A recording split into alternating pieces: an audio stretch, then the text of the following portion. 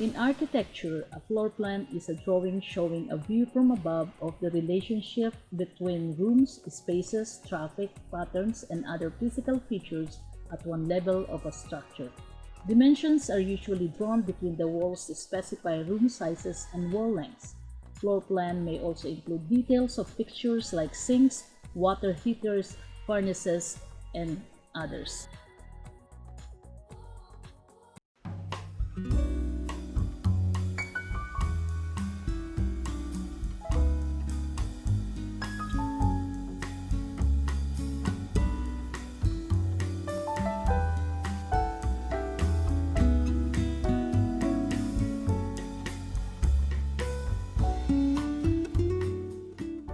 Hey guys, welcome to my channel, the Forlitz Sky Arts and Architecture. In today's video, we are going to analyze the backyard and see if the dimension we studied on our last video will work. If you're new to this channel, please subscribe and give us a thumbs up. Hope you like it.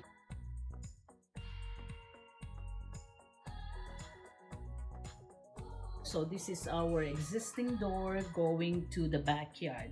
So the plan was to build the ADU and retain that patio from this wall, the end of that pavement.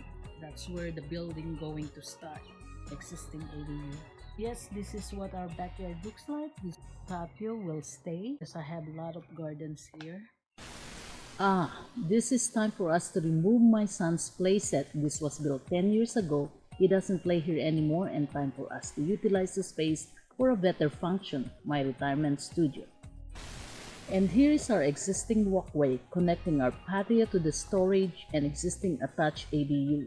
In the plan, this portion will be a part of my studio and the new walkway will be passing through this existing trellis. We will need to meticulously detail on how we are going to make this path through this structure where both of my lemon trees and grapevines are blocking the way. However, I am visualizing that this portion will turn beautifully. How about these two maple trees? At this point in this video, we don't know yet. We would like to keep this, but if we have no choice, we need to get rid of them. I hope not. You are looking at our existing storage built 12 years ago. At the same time, we built this post and beam structure to hold our swing during summertime to enjoy. This is also one of my favorite features in our backyard. At this point in this video, we don't know if that will be staying or we have to get rid of it. From this view, you see our neighbor's new ADU. Still under construction. Also, you'll see our avocado tree, the bushes, and our calamansi tree, and they all will stay. They are located on the space where the 23-feet setbacks legal aspect of this property. That will be the remainder of our backyard. Right where I am standing, if I'm inside of my studio, this will be my view looking to the main house. There you have it. Let's start measuring. Let's use this professional inverted stripping paint to mark the wall parameter of proposed ADU.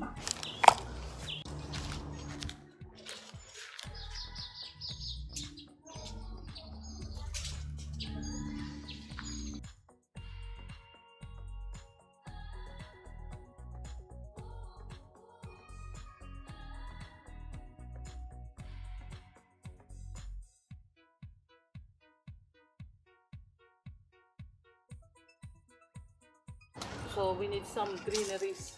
So that's one, this will stay. It's all gonna be pavement.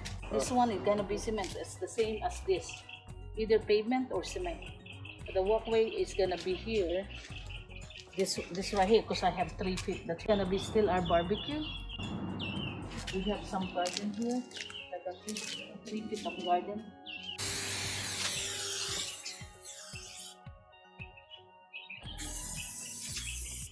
Liliit ang ating patio. Okay, imagine. For more view, you're gonna be just building here.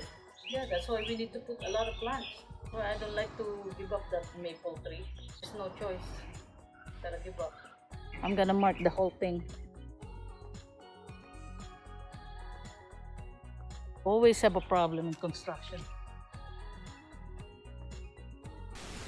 It appears that we need a foot from the existing patio to accomplish the 12 feet depth of my art studio. There you have it. We already marked our patio will be smaller by a foot. The plants will have to move closer to the house. So from the fence to here, there's going to be a 4 feet as a required setbacks. That is the mark of 4 feet. Right, this corner, so it will turn into L shape, and this will be the line of the wall for the rental space. So here and this corner, that will be measured 16 feet. So 16 by 32 is the goal for the rental unit. From here to there, to the corner of this space will be 32 feet. 32 feet to 16 feet and 16 by 32. So again, this is 2 units. One is rental space and the other is my studio. The only negative side of it is because this will be now a part of our rental units, and that means we have to get rid of these 2 maple trees. Oh my goodness, these are my favorite maple trees, but we have to get rid of that, and probably we need to plant another trees. That will be a good spot for the new tree. There's another dilemma because this post and beam, which we built 10 years ago, is one of my favorite feature of this house because we put the swing set here, and on the summertime we just enjoy the summer and we put the swing. But now, since it's gonna be a part of this unit, we have to get rid of that. I am still debating either we're gonna get rid of this or it's gonna be a part of the design of the unit, which is probably cool, or we can take that one out and put somewhere else. This one's gonna go Okay. from here, Okay. and this one.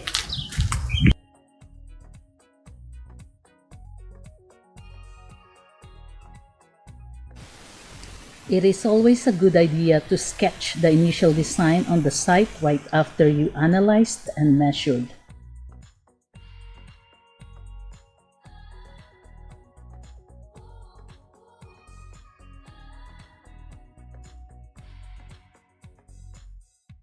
All you need are a sketchbook, pencils, colored pencils, and bottle of Gatorade.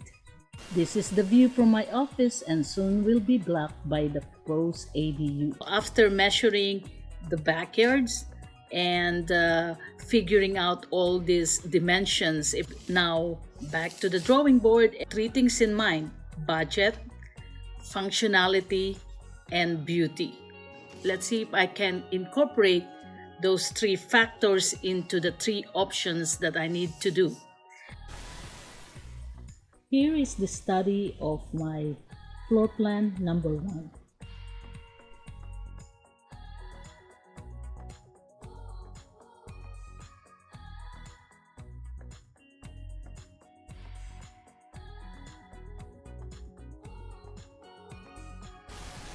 Simplifying the floor plan, here is the process of the evolution from floor plan number 1 to floor plan number 2.